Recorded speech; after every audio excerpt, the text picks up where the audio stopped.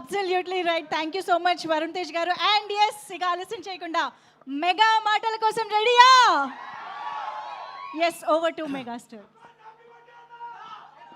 Thank you thanks thank you very much. అందరికీ నమస్కారం. ఒక సినిమా విజయవంతమైతే అది ఎంత మందిలో ఆనందాన్ని నింపుతుందో ఎన్నో సంవత్సరాలుగా చూస్తున్న నాకు అదే మళ్ళీ ఇక్కడ పునరావృతం అయింది.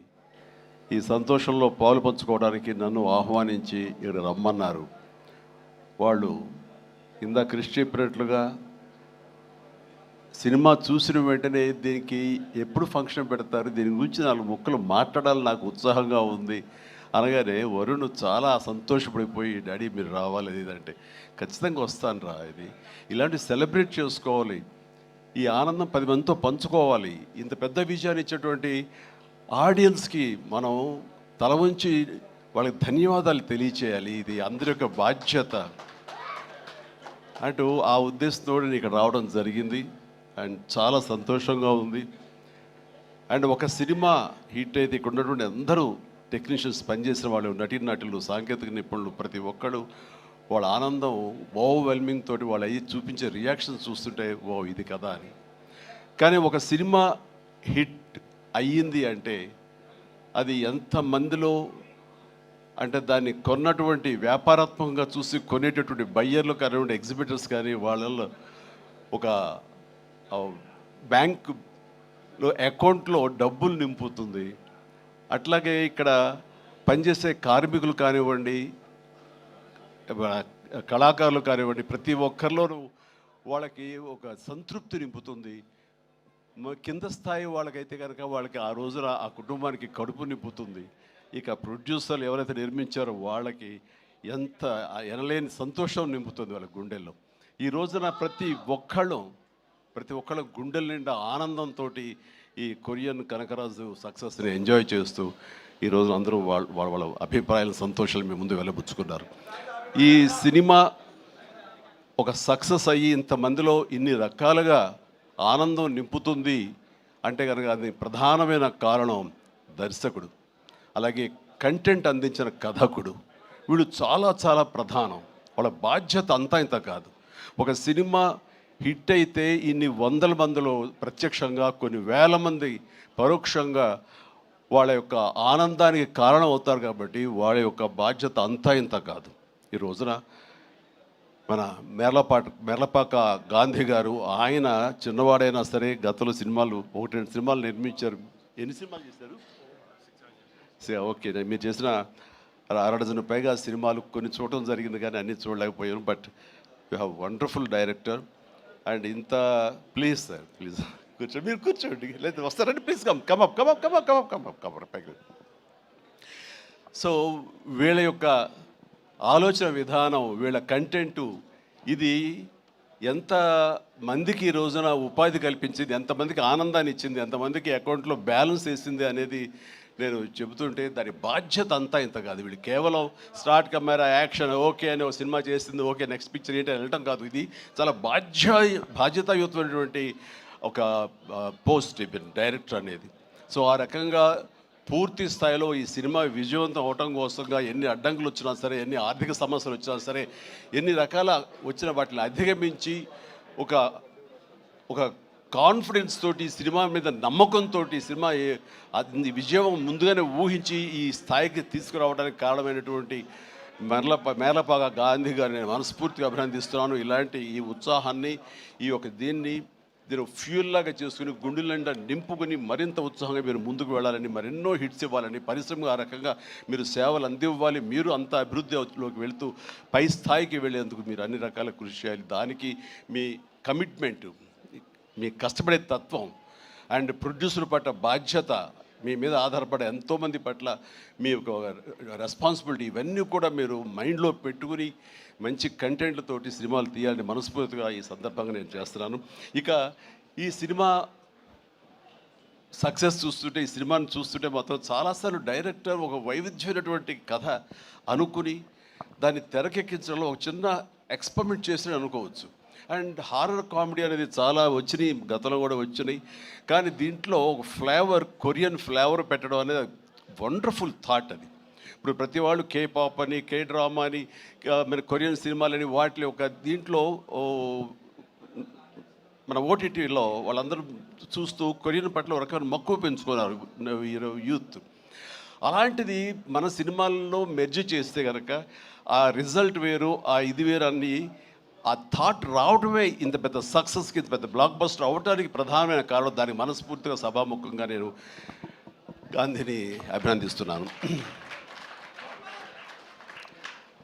అండ్ ఈ సినిమాలో ఇంత రసవత్తరంగా సాగింది, ఇంత కమర్షియల్గా ఇంతమందిని ఆకట్టుకోగలిగింది అంటే ప్రధానంగా వరుణ్ తేజ్ ఇక్కడ నేను ఏది మాట్లాడిన ఒక బిడ్డగా కాదు, ఒక వైవిధ్యం వెల్కమ్ చేసి కేవలం ఒక సేఫ్ జోన్ కాకుండా రిస్క్ అయితే అయ్యింది, నేను అందరిలాగా కాకుండా వెరైటీగా వెళ్తూ ఉండాలంటూ ఆ కోరిక మేరకు, ఆ యొక్క జిజ్ఞాస మేరకు క్రిస్ గారి ఆయన కంచె నుంచి చేసిన, అంతకుముందు ఆ సినిమా ఫస్ట్ సినిమా ముకుందా చేసిన ఒక్కొక్క సినిమా, అలాగే స్పేస్ నేపథ్యంలో అంతరిక్షం చేసిన, ఇలా ప్రతి సినిమా చూస్తుంటే ఒక్క సినిమాలో కనిపించడం మరో సినిమాలో కనిపించలేదు. ఇప్పుడు మనం అందరూ ఏవి చూసాము, డిఫరెంట్ గెటప్స్ తోటి వెళ్తూ ఆ చేసిన ఆ కొన్ని సినిమాలు కూడా వైవిధ్యం చూపిస్తూ ముందుకు వెళ్తున్నాడు అని అంటే కనుక అతను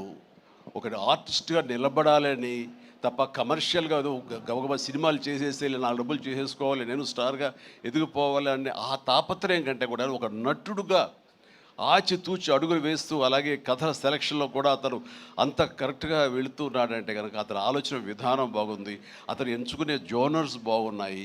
వాటి కోసం లేట్ అయినా పర్వాలేదు, అందులో కొన్ని విజయవంతం అవుతాయి, మరికొన్ని అపజయానికి అవ్వచ్చు. కానీ నీ వరకు నువ్వు మాత్రం నువ్వు తీసుకున్న ఆలోచన విధానంలో కానీ, నువ్వు ఎన్నుకున్న క్యారెక్టర్స్ కానీ, అందులో నువ్వు పోర్ట్రే చేసిన విధానం కానీ, నువ్వు అందులో చూపించిన నటన కానీ, నీ వరకు నువ్వు ఎప్పుడూ ఫెయిల్ అవ్వలేదు. ప్రతి సినిమాకు నువ్వు విజయం సాధిస్తూనే ఉన్నావు. ఆ సినిమా కొంచెం వెనకంజ వేసిందంటే ఆ తప్పు నీది అవ్వదు. కాబట్టి వరుణ్ ఇదే ధైర్యంతో, ఇదే కాన్ఫిడెన్స్ తోటి ముందుకు వెళుతూ ఉండు. ఒక వెర్సటైల్ యాక్టర్గా నువ్వు ఇక్కడ ఈ స్థానం సుస్థిరం చేసుకుంటావు. All the very best. And ముఖ్యంగా ఇక్కడ ఈ సినిమా సక్సెస్ అవ్వడానికి మీ అందరూ కారణమైనా సరే, జస్ట్ చిన్న పర్సనల్గా మాట్లాడుకుంటాను. అండ్ మా వాడు ఇది తన సక్సెస్ అనుకుంటున్నాడు, ఇది నీ ఖాతాలో వేసుకోవద్దు వరుణ్, ఇది మన బుడ్డోడు వాయు తేజ్ ఖాతాలో వేయి. నీ లక్కీ చామ్ వాడు. చూసావు, ఇందాక 7 సంవత్సరాలు బట్టి సరైన హిట్ ఇవ్వలేకపోయాను అనుకున్నావు సేవ, మీరు ఇప్పుడు ఎందుకు ఇచ్చారంటావు? అది తేడా. కాబట్టి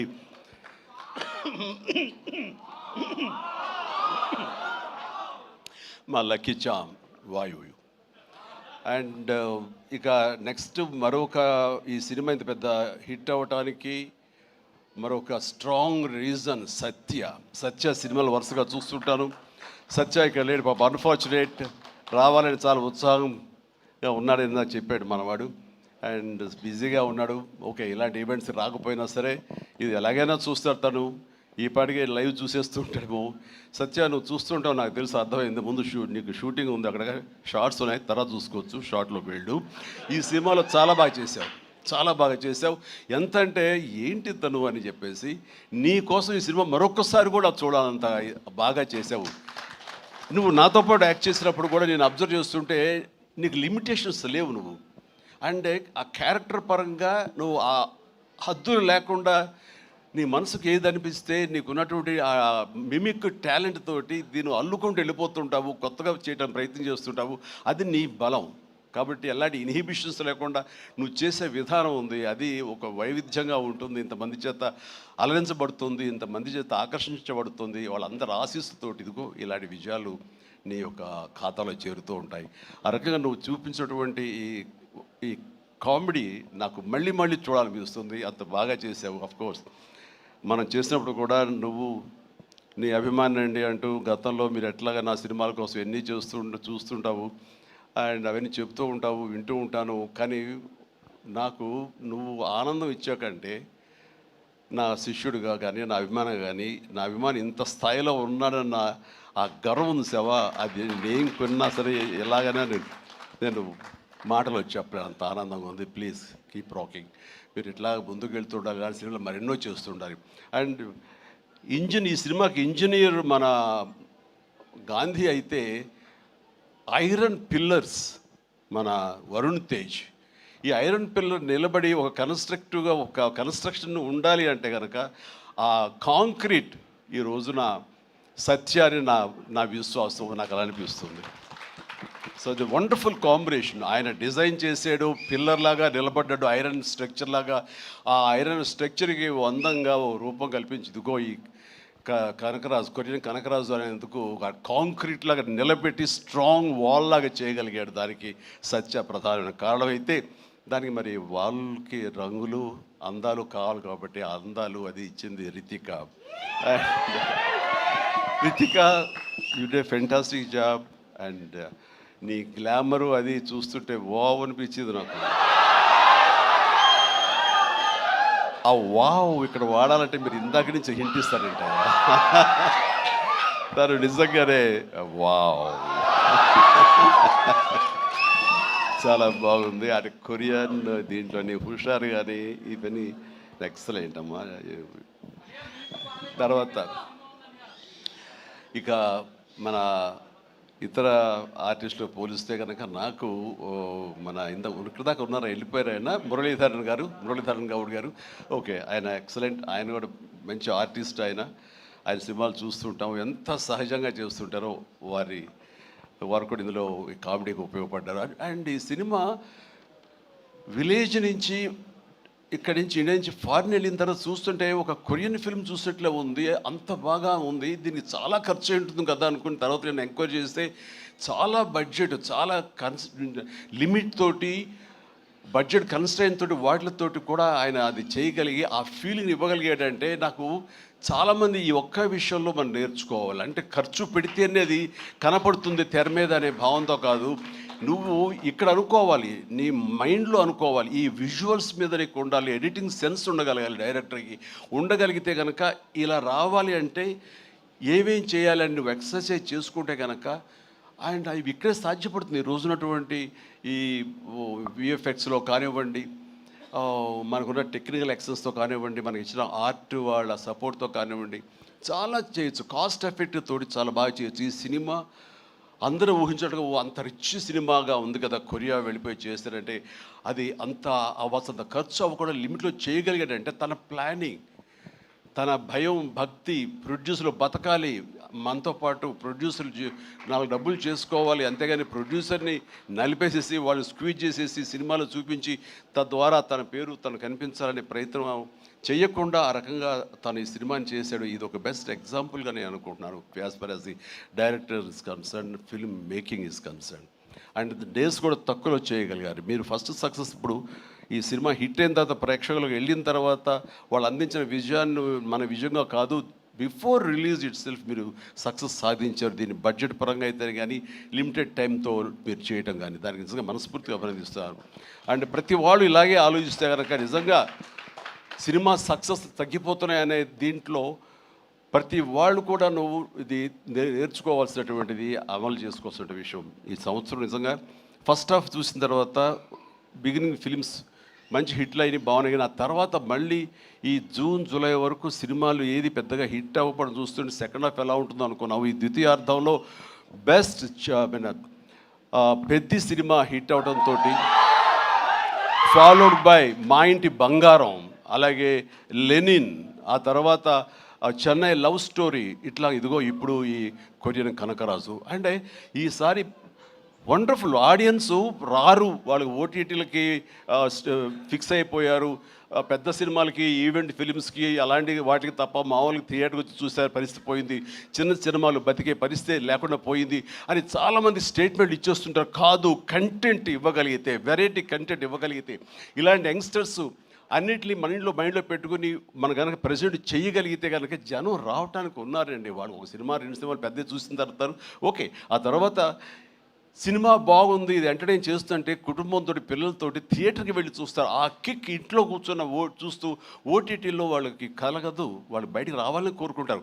వాళ్ళు బయటకు వచ్చి థియేటర్లో సినిమాలు చూసే రేంజ్కి మనం ఏమి ఇస్తున్నాం, వాళ్ళకి ఏం ప్రజెంట్ చేస్తున్నాం అని మనం ఆలోచించగలిగితే కనుక దానికి భయపడాల్సిన అవసరం లేదు. ఇదిగో ఈ సంవత్సరంలో వరుస సినిమాలు వస్తూనే ఉన్నాయి. పెద్ద సినిమా, చిన్న సినిమా, దాని బడ్జెట్ అంతా అది ఈవెంట్ ఫిల్మా లేకపోతే అనే కాదు, ఒక ప్రేక్షకుల్ని అలరించాలి, హెల్దీ ఫిల్మ్స్ తీయగలగాలి. అందులో ఈ సినిమా ఈ మా హిట్ అనేది మీరు నమోదు చేసుకోవడం, మీ ఖాతాలో వేసుకోవడం అనేది రియలీ అది డిజర్వ్ ఇట్.